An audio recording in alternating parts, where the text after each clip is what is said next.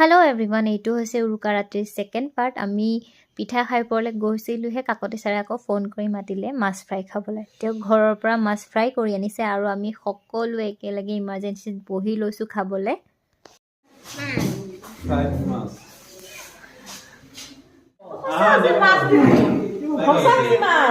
মিছা মাছ প্লাষ্টিকৰ মাছ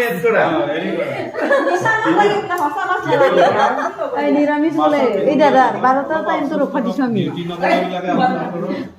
এই 7 কিলো ওজনৰ মাছৰ তেল আৰু মাছ হেল্ল' বা না যে ভাতো আছে এটো আমি আৰমনিয়ে দেখাই আছো কি বিজয়